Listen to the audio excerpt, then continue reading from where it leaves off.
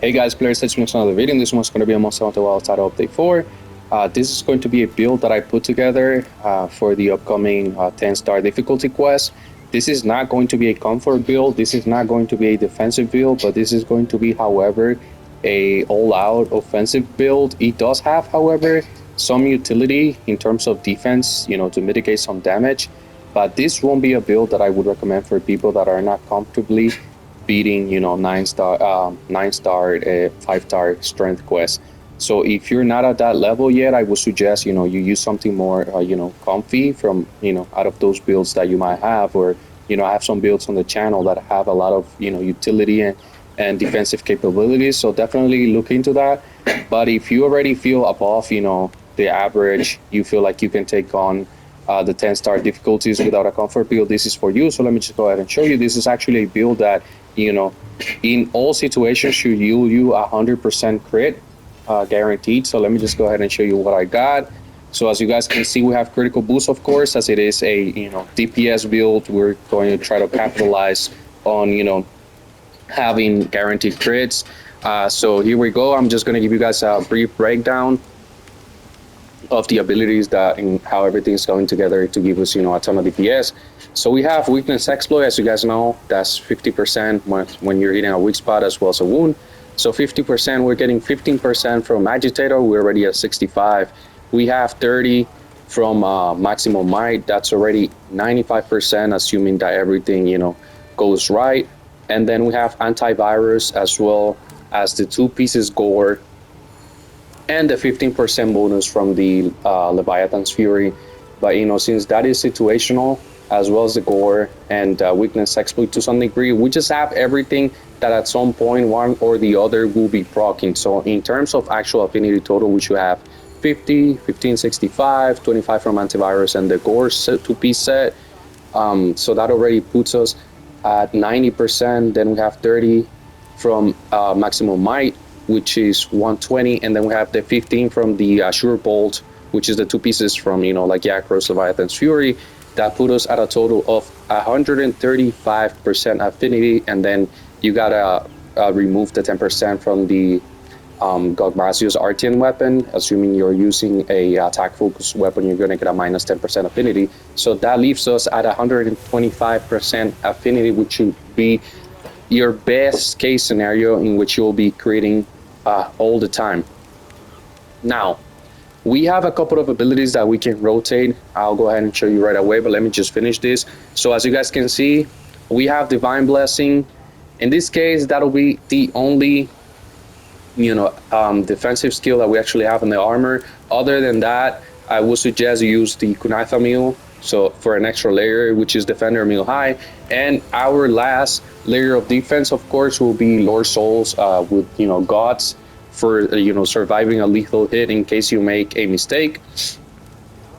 But that's all that you have in terms of safety net when facing our Temper Arkveld 10-star difficulty. Good luck, you're gonna be getting hit like a truck if you made a mistake. So we don't have nothing like stun resistance, we don't have defense boost, we don't have like elemental resistances either. So either you survive or you die if you make a mistake. So let me just go ahead and show you the gear pieces.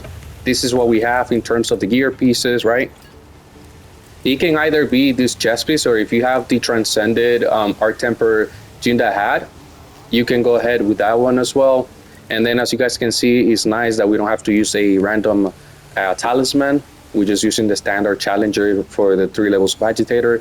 I'll of course be walking into the 10-star quest with the Rocksteady Mantle. And then this is the weapon that we have. This is where you'll have to play with RNG a little bit. Those are the decorations. And this is what I have.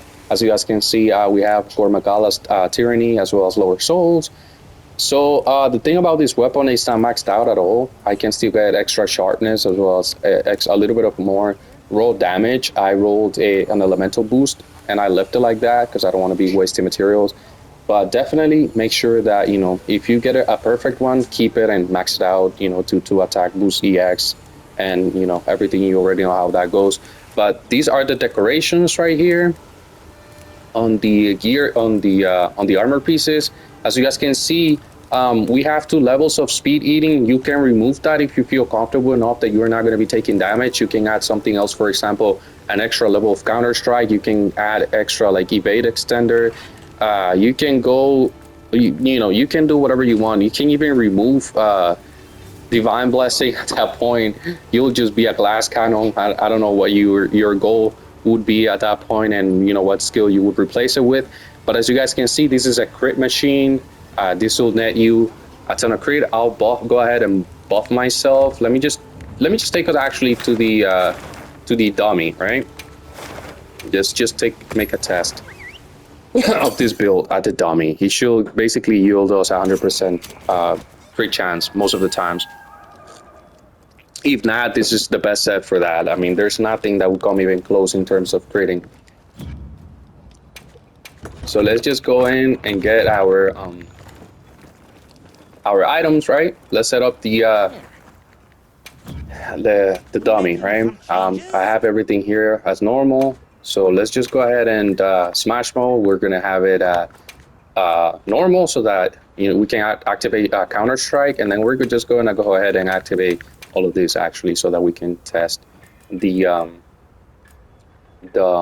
skills. So let's just go ahead and actually proc the wounds. Actually, no, let me just leave it like that, because this will be a better display on how the affinity, the situational affinity will kick in and give us like the best results. So let's just go ahead and do this, right?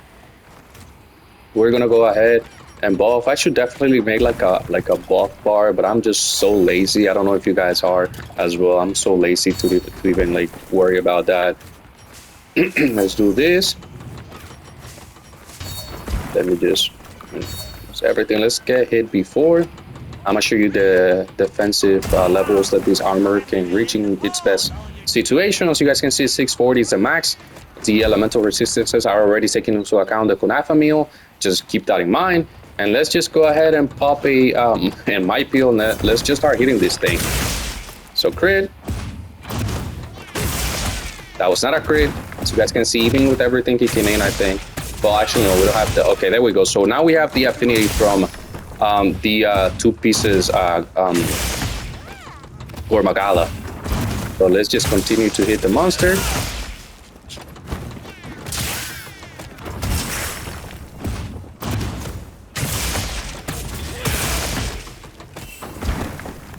Okay, let's pop another might peel and hit it again. As you guys I'm just trying to show you guys how constant the crits are, so that you guys decide whether or not you want to go with this build. But in terms of DPS, honestly, if you're almost guaranteeing your crits to be certain, I feel like that's the best way to go about it, because it'll just give you the most DPS overall.